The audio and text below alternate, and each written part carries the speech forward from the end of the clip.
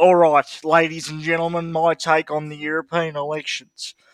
I'm proud of Britain. I'm proud of Italy. I'm proud of Poland. I'm proud of France. Because they've all decided they've had enough and they're taking their country back.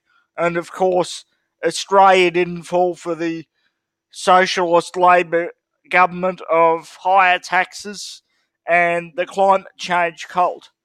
So the world is reversing, the world is turning, and even the New York Times has to acknowledge it. But, as with good news, there is always some bad news. Some ignorant people included that Germany in that bracket of countries. I don't, because although Merkel's vote collapsed, the establishment party vote collapsed, the Green Party basically got all of Merkel's vote. Now, Green parties, both in Europe, Australia, and America, and everywhere else, should never be allowed to be called Green parties because what they are is communist parties. Parties should be forced to call themselves what they actually are. I'm sick of Germany still carrying that World War II guilt, saying, oh, because of the Nazis, we have to roll ourselves over and we have to roll ourselves over to globalism and communism, which are the same thing, really. And, just die in the arse. It's a disgrace. Whatever happened to Germany? Whatever happened to fierce German national pride? I think Germany's finished. Ireland have decided to side with the left and communism, despite the fierce work and courage of Gemma O'Doherty, who doesn't know me from a bar of soap, but do yourself a favour and follow her channel. She's a fierce Irish patriot. She goes back to the fierce Irish spirit that I knew about growing up as a kid that seems to have totally disappeared, but thank God we can see it in her and we know that it hasn't totally disappeared.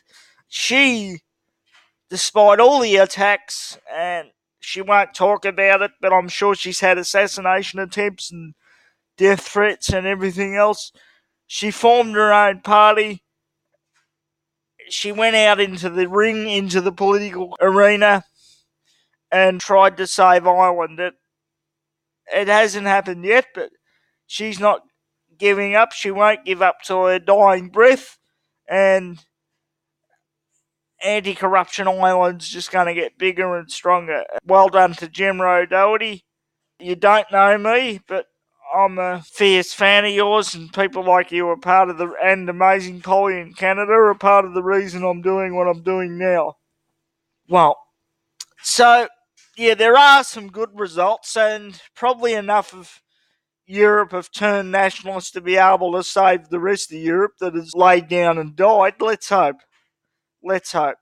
My take on the UK part of the European elections is I don't think they can recover. I think the monopoly that the Labor Party and the so-called Conservative Party have had has disappeared. I think the parties are dying, and I think there's a good chance that Nigel Farage will be the next Prime Minister of the UK. Wait until Nigel Farage becomes Prime Minister of the UK.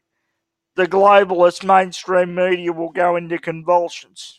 Absolutely go into convulsions. So all in all, I think the European elections were a good result, and a good result in we found out which countries want to take their national sovereignty back and save themselves, and we found out which countries are prepared to lay down and die. The question is, can we save them before the cross is put in the ground? Anyway, ladies and gentlemen, that is all. Thank you very much for your time.